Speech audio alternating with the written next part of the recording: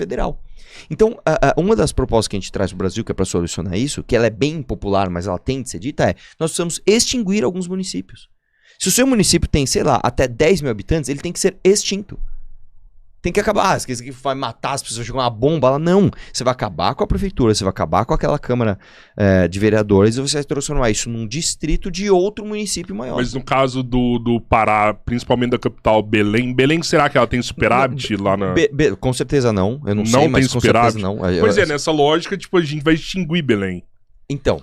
É que Belém tem muito habitante. Então eu vou te falar que Belém não, mas você tem uma série de municípios em volta que com certeza absoluta deverão ser distritos de Belém. O pessoal lá mostrou um mapa de Belém, dos distritos e de quais distritos estavam dominados por facções criminosas. Tem um distrito em Belém do Pará que não faz fronteira com algum distrito que tenha Comando Vermelho. Ou seja, todos os outros, ou eles são do Comando Vermelho, ou ele faz fronteira com o distrito do Comando Vermelho. Então, assim, cara... Lá é o Comando Vermelho que tá lá. Comando Vermelho. Qual que é a atividade do Comando Vermelho lá? Cara, droga, extração de madeira... É que assim, lá por você ter muito acesso a outras fronteiras, o tráfico de drogas ele é bastante importante, mas uma das coisas que está se transformando no crime, e todos os policiais estão falando isso, todo mundo está falando isso, é o seguinte: hoje a atividade criminosa ela não se limita a tráfico de entorpecentes. Acho que representa 5% hoje, né? Depende da localidade. Só que hoje os caras estão em domínio territorial. Então, a partir do momento que você domina um território, você não precisa mais só vender drogas. Você pode vender internet, por exemplo. Mas lá não acontece isso. Eu não sei, sinceramente eu não sei. Isso eu acho que é só no Rio que acontece. Eu não sei, sinceramente Por exemplo, eu não sei. São Paulo, o crime organizado não faz isso aqui em São Paulo. Não tem venda de internet, não tem venda de energia. É que aqui em São Paulo... Isso é algo assim que é exclusivo do Rio de Janeiro. É que assim, São Paulo é um ponto fora da curva em criminalidade, porque o PCC ele é muito mais sofisticado do que o Comando Vermelho. O PCC é uma organização, inclusive, mais difícil de se combater, porque o PCC ele é mais, como eu falei, mais sofisticado. Então, por exemplo, quando fizeram a operação lá na Faria Lima, cara, tinha fundo de investimento que era do PCC, cara. Porra. Fundo de investimento dos caras, entendeu? Você tem muitos políticos ligados a esses caras. Então, é uma coisa muito mais... É como se fosse um câncer maligno. Sim. Em vez de ser um tumor onde você... Peraí, esse território está dominado. Vamos lá e vamos matar essas pessoas. Não. É diferente. O PCC é um tumor maligno. Você tem veia, você tem nervo, você tem coisas ali que estão interligadas. Então, é outra história. Você precisa de uma quimioterapia fodida. É outra história. Né? Então, eu diria pra você que assim, o Belém do Pará, hoje, se você me perguntar como é que funciona o crime organizado do Belém do Pará, eu não sei dizer, eu não conheço, né? Mas, como ele falou, você tem territórios dominados ali, inclusive, num dos vídeos nossos, a gente tava andando e tinha uma pichação, assim, parece brincadeira, mas tá filmado, né? Proibido roubar. Proibido roubar, assinado com o Comando Vermelho. Caralho, velho. É isso. Você chegou a conversar com os barbalhos lá, não chegou nessa ida? Você falou com ele lá? Falou que é o ministro das cidades. E foi engraçado porque foi o seguinte, eu ainda falei com ele, amigos, dizem que não pode fazer oposição aos senhores aqui. Mas você não tá fazendo oposição? Dá algumas horas eu sou expulso da Copa. Caramba, velho. Caralho, então, mas você acha que foi ele que te expulsou da Copa? Eu acho sinceramente que não foi ele. Eu acho que foi a Aniele ou o Boulos. Acho que foi um dos dois. Foi a Aniele. Ou os dois juntos. Porque ela que tirou... não tiraram uma foto, né? E ela foi a única que chamou a Polícia Federal pra mim. O Boulos meio que saiu andando, deu umas xingadas, saiu andando, beleza. A Aniele não. A Aniele acenou pra Polícia Federal, chegou um policial federal pra me tirar. Eu falei, cara, não tô fazendo nada, sou imprensa aqui. O cara também ficou meio sem saber o que fazer. Te chamou pro debate, hein? Pois é, eu aceitei. Vamos fazer aqui? Você aceita? Tá aceito. Aniele, só marcar o dia, a hora. Debate aqui, o bicho pega, hein, Eu duvido que ela Aqui ninguém passa pano pra você, não, mas foi hein? ela que convidou, hein? Pois é, mas ela fala as todas. E aí, o que acontece? Filmaram um trecho dela falando comigo assim, quando eu disse, mas eu nem tava perto. O segurança dela já tinha me tirado. Eu tava longe, né? E ela, você não sabe respeitar as mulheres. E eu tava tentando chegar perto dela e o policial lá me empurrando e tal. E aí depois cortaram só esse trecho e falaram, ela deu uma lição. Não, eu nem ouvi o que ela falou. Porque ela estava fisicamente longe, eu nem vi o que ela estava falando. Mas tá aceitado. Ela falou, vamos debater em condições iguais e tal. Fechou, Aniele, vamos Vai te dar aperto, hein, bicho? Mas nada, posso falar? A Aniele, todo mundo sabe que ela só é ministra por causa da irmã dela, né? Pela fatalidade que aconteceu com a irmã dela. Ela não tem expressão nenhuma, ela é uma pessoa que ela só gasta dinheiro viajando. E ela, inclusive, ela tem uma postura muito curiosa, né? Porque ela me chamou, falou que eu não sei respeitar as mulheres, pôs o dedo assim na minha cara, né? Eu tava longe, mas ela apontou o dedo pra mim. Agora, ela não teve essa mesma postura que o Silvio Almeida, que foi literalmente indiciado pela Polícia Federal essa semana, inclusive, por importunação sexual. né? Ela foi uma das pessoas que denunciou o Steve Almeida, É, né? mas vê se ela fez vídeo na internet falando que era um absurdo e não sei o que lá. Não, ficou na miúda, denunciou, tal, beleza, pá. E ó, pra não queimar ninguém, vamos ficar na nossa então? Vambora. Mas eu acho que ela tá indignada com você depois daquela declaração que você deu ali Qual delas? do pessoal lá da Penha lá, que... Penha? Que aconteceu no Rio de Janeiro, da Operação da Penha. Que, ó, não vi pai Ela nem ali, viu só vi mãe chorar. Ah, lógico Ela que nem viu. viu. Lógico que viu. Duvido. O Brasil viu você falando aquilo Não, lá. a Erika velho. Hilton viu. Você acha que ela viu? Lógico Não que fez nem viu, vídeo, cara. nem Lógico me que rebateu. Mas vamos debater isso então, Aniele. Vambora, vamos debater isso. Manda ela vir aqui, vamos debater. Eu vou reforçar o que eu falei ali. Eu reforço aquilo. Realmente, Realmente. as mães têm responsabilidade naquele rolê. Sim. E os pais também. Só que os pais abandonaram. Tá muito simples ali. A culpa é de quem? Do pai que abandona, da mãe que não sabe educar e do cara que escolheu delinquir. Eu vou te falar uma coisa, Rodrigão. Você nasceu rico ou pobre? Rico. Rico, tá. Vamos pegar, por exemplo, uma Rico é pessoa... sacanagem, né, Robertinho? Não, Pô, você nasceu rico sim. vai se Nossa, ferrar. eu Ó, multimilionário. quer ver um exemplo que você vai Que gostar? rico, Esse velho, exemplo você vai que gostar. Sabe os Não, esse barbar exemplo você vai gostar. lá de Belém? Ah, não, Robert. Sabe vai os barbar conversar lá de fiado. Belém? Quer que eu falo tudo? Conversa fiado, Quer que eu pô. falo tudo? Ih, Tudo bem, vocês se fuderam no Você é final amigo, da você é história. amigo, você é amigo dos barbários? Não, Não, não, os não, ele barbar é o lá de barbalho Araguari, de lá de Araguari. Araguari, é a família dele. Entendi, O cara. comércio da cidade, casa de construção, supermercado, a rua principal da cidade. E nessa era hora o deles. comunismo não Só que- funciona, né? Vamos socializar. O Robertinho tá viajando. Tá viajando, meu É amo. que eles não têm isso, que eles Não, eu vou- quebram. eu vou- Não, meu pai dar- é classe média, assim. Eu vou sabe? dar um exemplo legal. Vamos pegar o Jones Manuel. O Jones Manuel diz ele que ele cresceu na favela da Borborema, não é? Barbarema? Não, Borborema. dizer não, ele cresceu. Cresceu na Ele favela da cresceu. Borborema. Vamos lá. É dizer, eu Ele também não nasceu num lugar não periférico, tava lá, numa né? comunidade. Sim. Ele se tornou um bandido? Não. Ele se tornou, eu discordo do que ele defende, mas ele não é um bandido. Da comunidade inteira, se não me engano, da comunidade inteira, ele tá entre os 3 primeiros que conseguiram formar. Legal. A mãe dele não tem mérito nisso? Tem pra caralho. Claro que tem. Então, você dizer que a mãe de um traficante não tem nenhuma responsabilidade sobre o filho é tirar o mérito Pra da começar, mãe do que ela Jones já Manuel, escolheu também um pai. que é o que eu falo lá, que é o segundo ponto, que eu vou chegar lá ainda. Mas você tirar a responsabilidade da mãe de um traficante é você tirar o mérito da mãe de Jones Manuel ter, num ambiente hostil, ter criado um filho honesto. Então eu não vou fazer isso. Agora eu vou te dizer uma coisa. Quando você pega os vídeos, principalmente das mães adolescentes dessa geração, cara, aí é pior ainda. Porque você tem, assim, não é modo de falar, cara. Você tem a menina falando, eu quero um cara que põe uma 12 na minha cara. Eu quero um cara com cara de bandido. Se não fumar maconha, eu nem olho na cara. Eu quero... Então, elas escolhem esse estereótipo.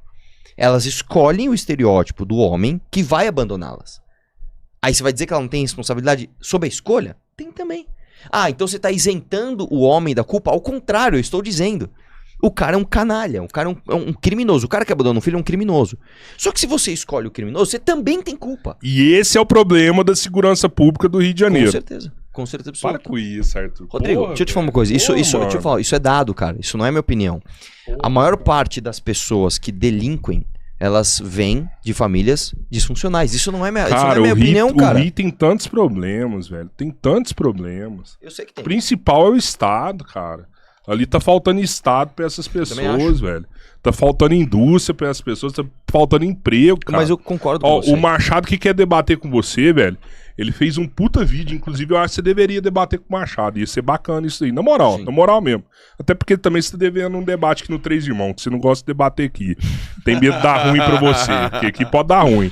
Mas enfim, o Machado fez um vídeo, cara, onde ele estuda o gráfico da indústria no Brasil, assim, sabe? É impressionante. Primeiro, o nosso gráfico já é muito baixo perto das indústrias de outros países envolvidos, sabe? A gente não tem indústria de transformação aqui. Nossa indústria é uma merda. Os piores lugares do Brasil, as piores capitais, onde a indústria está abaixo do gráfico nacional, Rio de Janeiro, Salvador e Belém. As capitais mais violentas do Brasil. Não tem indústria, não tem emprego. E aí, se você for olhar o gráfico dos empregos formais, também tá lá embaixo. Tá lá embaixo. Sim, mas eu concordo com isso. No caso do Rio de Janeiro, ele ainda deu um alerta, que ele falou assim, cara, a maioria dos empregos do Rio de Janeiro são gerados na indústria de mineração, Petrobras, né? Que é uma empresa que tá pra sair do Rio de Janeiro. ela já vai começar a explorar o petróleo da margem equatorial e vai sair do Rio. Se nada for feito, a situação do Rio vai piorar. Eu não acho que ela vai sair, né? Mas enfim. Não, o petróleo do Rio lá já tem uma data ali, limite ali, onde não tem mais, velho. Bom, enfim. De qualquer forma, eu concordo com esse argumento. O Brasil tem que se industrializar. É óbvio que sim. Faz muito mais sentido você falar assim, a culpa é das mães. Mas não, calma. Uma coisa não anula a outra. Mas não é que quando eu falo que a culpa... Vamos lá. Deixa eu te falar. E não é só isso, não é só isso. Entenda só. É óbvio que industrialização, é óbvio que melhoria de condição econômica, tá tudo... É óbvio que tá tudo interligado. Só que existe uma coisa antes. Que é o seguinte, a educação que vem de casa, ela é muito mais dissuasória de você cometer crime do que qualquer outra coisa. Isso também não é minha opinião de novo.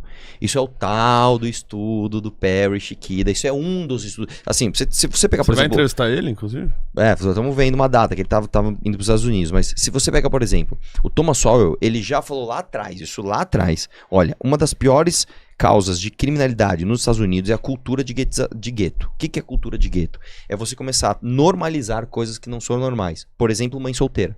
Mãe solteira não é algo positivo. Ponto final. Isso não é minha opinião, isso não é machismo, isso não é feminismo, isso não é nada. Isso é uma coisa óbvia. Se você tem uma mãe que ela tem que trabalhar e cuidar do seu filho ao mesmo tempo, isso não é uma coisa boa. Outra coisa que também não é boa, isso não é também o Arthur falando. Gravidez na adolescência. Uma menina de 15, 16 anos estar grávida não é uma coisa boa.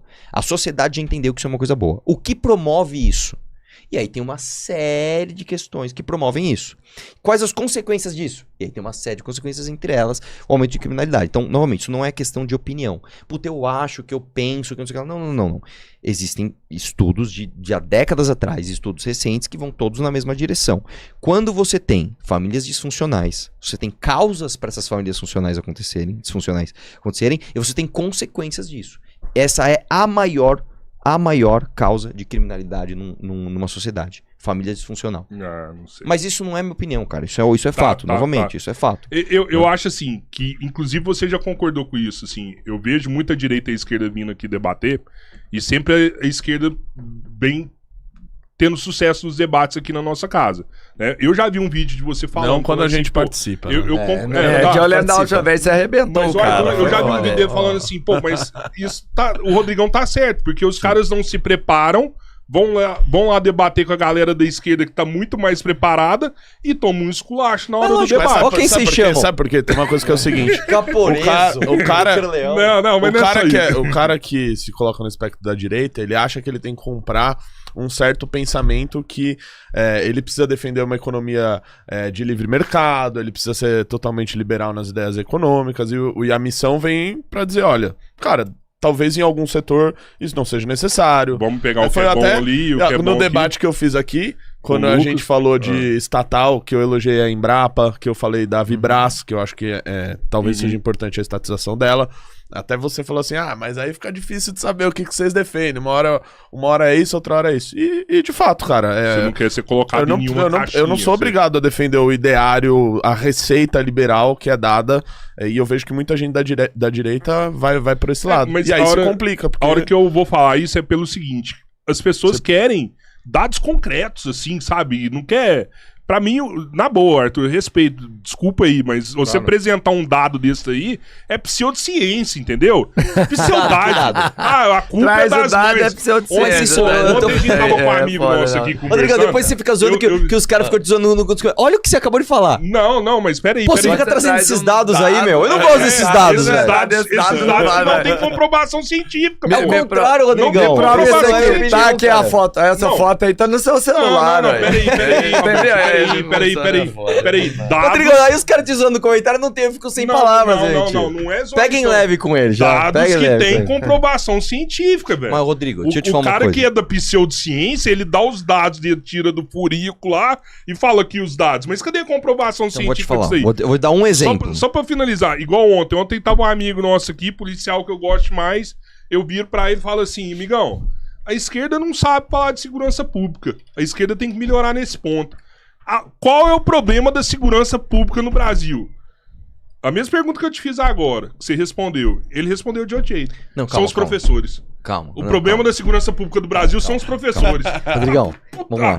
Pelo amor Deixa eu de te explicar Deus. uma coisa. O problema da segurança pública do Brasil, eu não estou respondendo assim, é a culpa da mãe. Não é isso. A gente entrou nesse assunto. Uma das maiores culpas que você tem é sim da família disfuncional. E é óbvio que é um conjunto de coisas. Agora, a maior razão de uma pessoa cometer crimes, isso, de novo, isso não é minha opinião, cara. A maior razão da pessoa cometer crime é ela não ter o freio moral. De onde veio o freio moral? Da família. Isso não é minha opinião, cara. Isso é eu cito muito o estudo do Perry Chiquida, porque pra mim é muito bom, porque ele fez um estudo recente em São Paulo. Então, se você pegar um estudo europeu de 1980, vai dar o mesmo resultado. Explica o estudo dele um pouco. Só pra você entender o que é o estudo dele. Ele foi... ele visitou alguns detentos em São Paulo, se não me engano foram mais de 400, peguem a amostragem do estudo, e ele fez algumas perguntas para esses detentos. Uma delas é o seguinte: você precisava cometer o crime que você cometeu? A maior parte, eu não vou lembrar os números de cabeça aqui, mas a maior parte falou, não, eu não precisava cometer. Não é tipo assim, cara, eu tava morrendo de fome, meu filho tava sem dinheiro, eu tava sem comida, eu entrei no supermercado e roubei um frango. Não foi isso. O cara roubou porque ele queria alguma coisa que ele não precisava, ele queria, é diferente. Então, vamos lá, você não precisou cometer aquele crime, você quis cometer aquele crime. Tá, o seu crime compensou economicamente? Sim, compensou economicamente. Aí assim, o que faria você desistir de cometer esse crime? Aí os caras vão colocando as situações. A que mais deu, e eu tô falando, ó, esse número eu lembro de cabeça, 92% dos caras falaram, o maior freio que eu tenho é o freio da desaprovação da minha família. É isso. E a esmagadora maioria também, que eu não vou lembrar agora o número, falou o seguinte: se o meu crime tivesse uma punição muito clara, e que eu saberia que eu ia ter ou prisão perpétua, ou pena de morte, não sei lá, eu não cometeria o crime. E aí, enfim, aqui o estudo é complexo, mas a conclusão do estudo é, número 1, o maior freio pra você não cometer crime é o freio moral. Você, Rodrigo, não comete crime, não é porque você não pode, é porque você acha que é errado.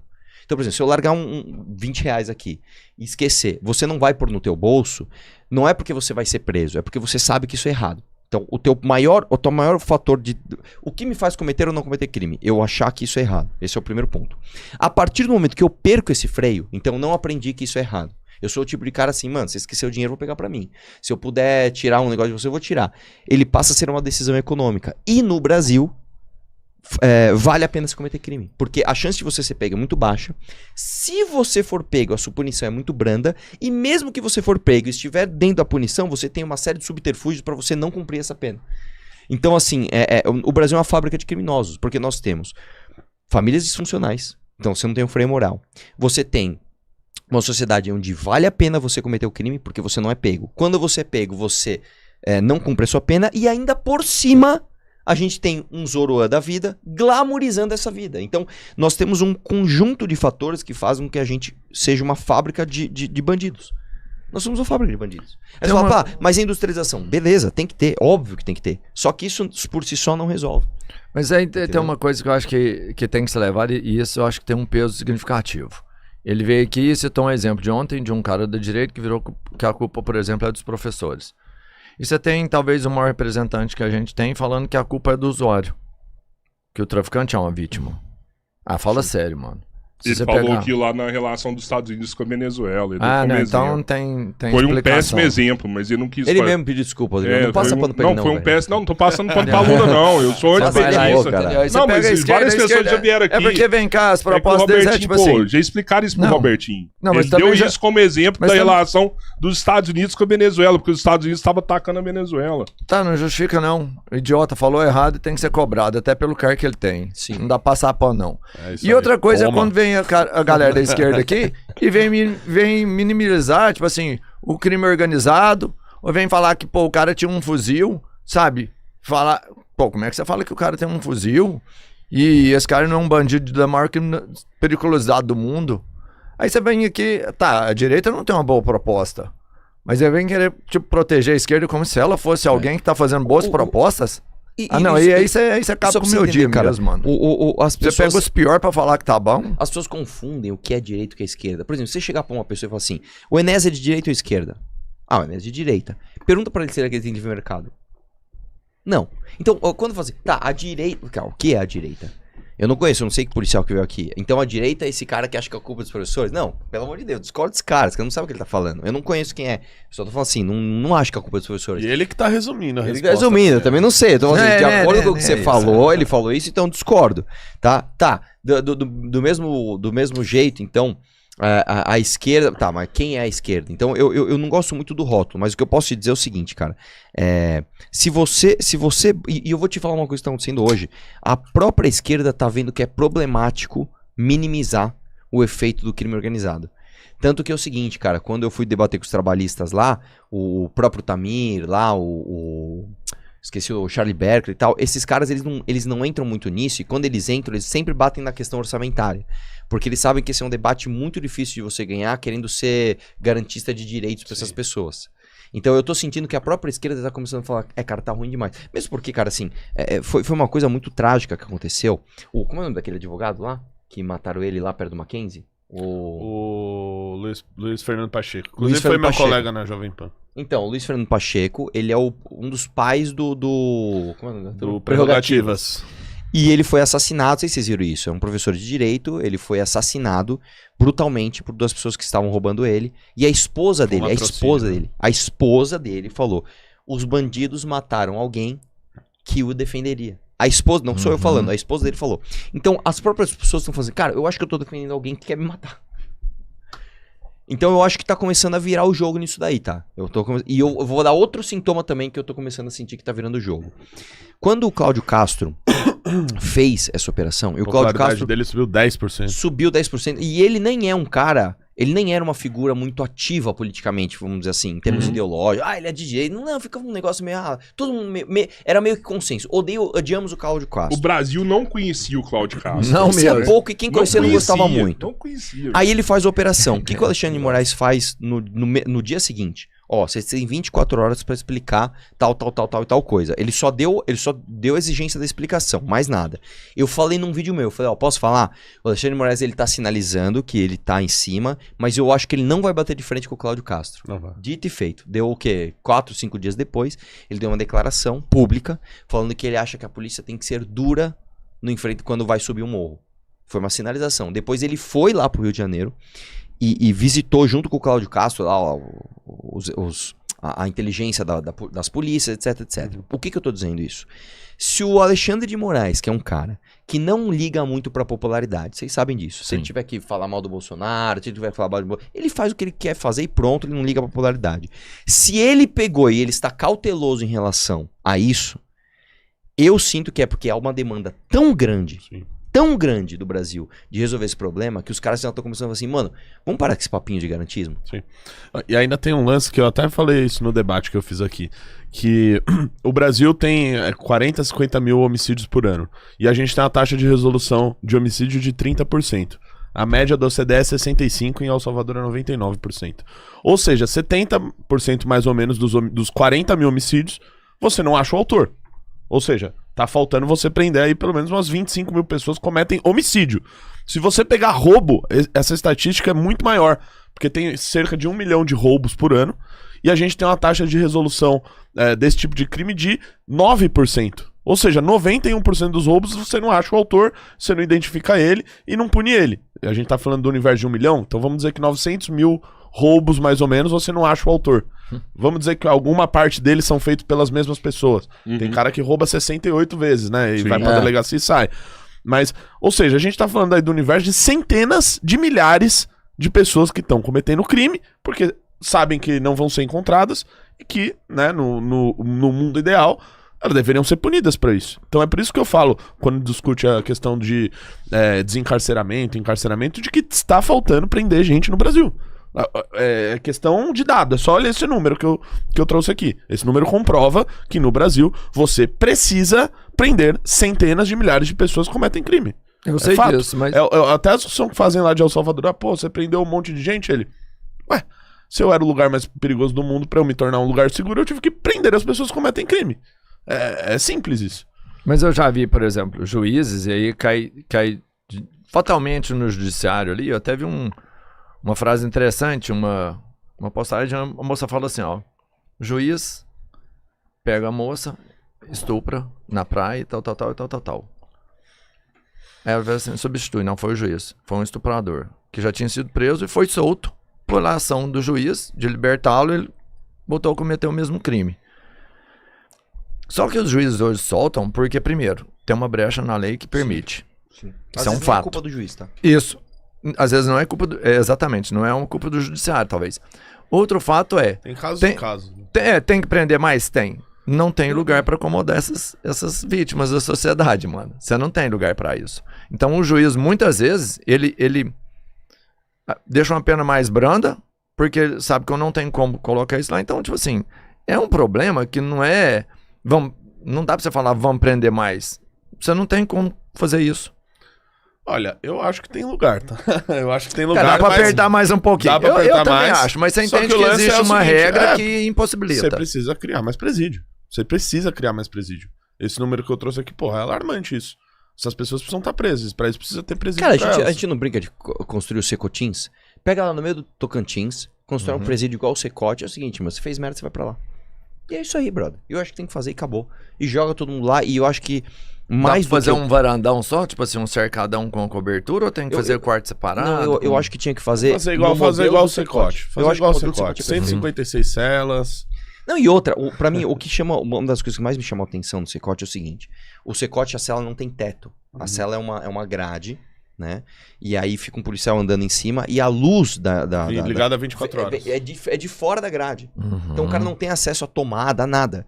Né? Porque uma das coisas, inclusive, logo que eu virei deputado, o Reni me mostrou e falou assim, cara, uma das coisas que os caras mais fazem é o seguinte, o cara pega o fio que dá luz, carrega com celularzinhos, cara, são desse tamanho. A gente foi uma vez na Secretaria de Administração Penitenciária, lá os caras mostrou o celularzinho, cara. O celular, assim, é um negócio do tamanho do meu dedo. É. Que a mulher pega, enfia na vagina, o filho enfia no cu e leva lá pro presidiário. Cara. E aí... Não, eu juro, um celularzinho desse tamanho. Aí os caras usam lá pra cometer crime. Né? Então, assim, lá no Secote, como é que funciona? Existe a cela, existe uma grade em cima, o policial fica em cima da grade, com a iluminação fora da cela, é 24 horas, iluminação branca 24 horas, você nunca apaga a luz. E o cara fica vigiado o tempo todo. E eu acho que isso serve como propaganda, cara. A gente teria que usar isso como propaganda. Inclusive a Operação do Rio, uma das coisas que eu falo é o seguinte, a Operação do Rio, ela não serve só para os efeitos imediatos da operação, mas os efeitos propagandísticos de, mano, tá dando ruim. Por exemplo, agora eu vi que o Cláudio Castro, ele falou que vai fazer tá pensando, não sei, aqui estágio que tá, de tirar todas as barricadas daquela região. Então, assim, cara, me parece um recado muito claro, de que se você, né, se o crime organizado colocar barricada, cara, vai ter operação igual aquela que teve de novo. Então, é o que o Arthur falou, né, dá um exemplo muito grande ali e coloca medo na vagabundagem, né, cara? É isso aí. Cara, a gente tá falando de barricada e controle de território. Eu acho que é o seguinte, se você tem uma força de propaganda de um lado, você tem que ter do outro. Quando eu fui fazer, eu não lembro como é que tá hoje, tá? Quando eu fui fazer exame de carta, tinha 18 anos, eu fui no CFC, aí você era obrigado a assistir uma série de vídeos de acidentes. Né? Então você assistia lá, o cara, aconteceu isso. Quando eu tive posto de gasolina, você tinha que assistir vídeos de acidente em posto de gasolina. Então, por exemplo, eu lembro de um que era bem chocante. O frentista tá no celular, aí ele abre o tanque de combustível do caminhão, que ele vai descarregar. Mano, aí ele pega fogo. Ele cai do caminhão lá. Porra, chocante. Não use o celular quando você for descarregar combustível. Beleza. Você aprende. Por que hoje, num lugar onde você tem uma produção de traficantes de droga, você não tem que ter na escola vídeos do que acontece com o traficante? Eu acho que tinha que ter isso mesmo. Fala, mano, sabe o Gotinha? Ó, isso aqui é a foto dele ostentando uma arma. Isso aqui é uma foto dele aqui com várias novinhas sentando no colo dele. Essa é a foto dele aqui, ó, com a cabeça estrupiada, tá? Você acha que eles não veem isso aí? Hã? Você acha que eles não veem isso aí? Moleque desse? Não Você tem acha que não vê? Pô, velho. Não vê no WhatsApp. Caralho, eu conversei com vários moleques de comunidade que eles estão vendo isso aí desde pequeno, velho. Você acha que o Renato Freitas, o deputado lá, velho, ele falou aqui pra nós, falou assim, mano, eu morava na favela ali, eu via corpo todo dia, eles davam apelido pros corpos que eles viam ali. Degolado, o estripado. Você acha que o seguidor do Oruan médio, o moleque tá lá, o Oruan é foda, tá, o moleque tem hoje 13, 14 anos, que ele tá pra entrar pro tráfico de drogas, você acha que ele entende que é uma possibilidade real ele tomar um tiro na cabeça do Bop e morrer? Ele não entende isso, cara. Ele nem sabe disso. Cara, e outra coisa, aproveitar que eu tô no ambiente do Renato Freitas marcou aqui